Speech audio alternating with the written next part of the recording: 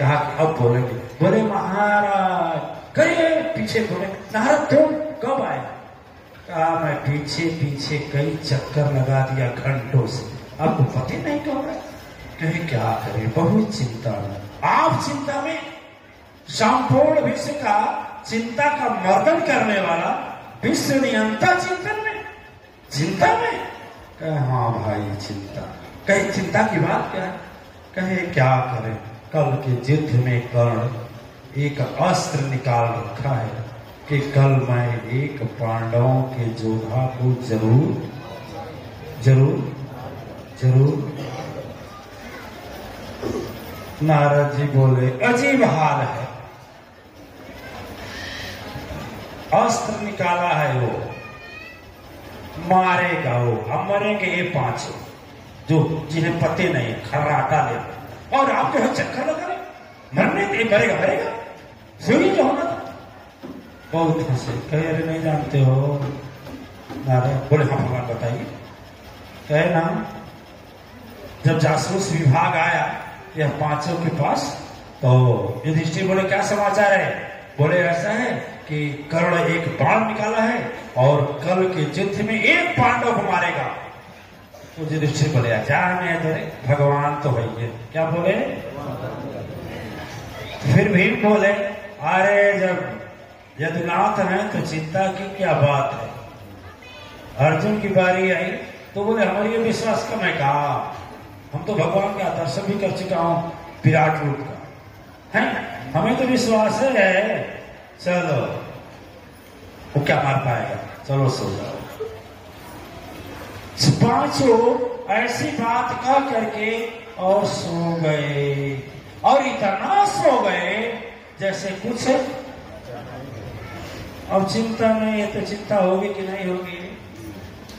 अरे मर्यादा भी रखना है, कर्ण के भी बाण का, इधर इनको भी बचाना है, विश्वास की रक्षा भी करना है, और मैं त्रिलोकी नाथ होकर के, त्रिलोक तीनों लोक का स्वामी होकर के कोई ऐसा कदम ना उठा दे कि शास्त्र पुराण वेद तर्क शास्त्री ज्ञानी जन हमारे ऊपर अंगुली भी नहीं उठाने, आस्तिक नास्तिक संत सदगुरु कोई नहीं उठाने पावे।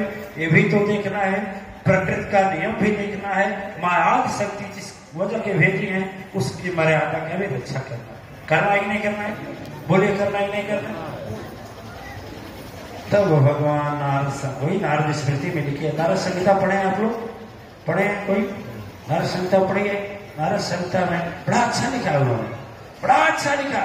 बस यही लिखा है कि जब आदमी की चिंता, आदमी की, ये नहीं लिखा पांडव की, आदमी की चिंता तभी मिटती है जब वह ईश्वर पर विश्वास, और जैसे जैसे विश्वास बढ़ता जाता है वैसे प्रभु की बेचैनी, चाहे सदगुरु की चाहे प्रभु की बेचैनी।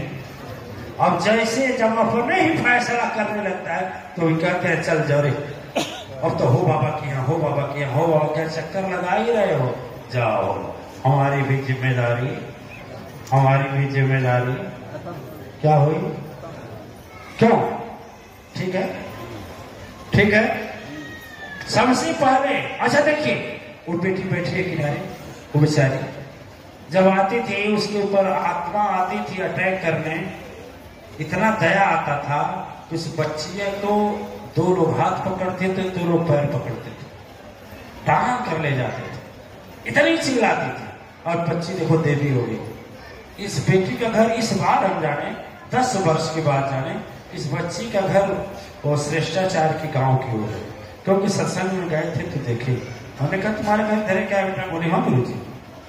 ठीक है, ऐसी बहुत बच्चियां हैं, बहुत बच्चियां हैं जो सदगुरु के नाम पर विश्वास करके, और उस विश्वास की शक्ति में शक्ति है, जब सदगुरु पर विश्वास होता है तो सदगुरु खुद व्याकुल हो जाता है कैसे दूर करें।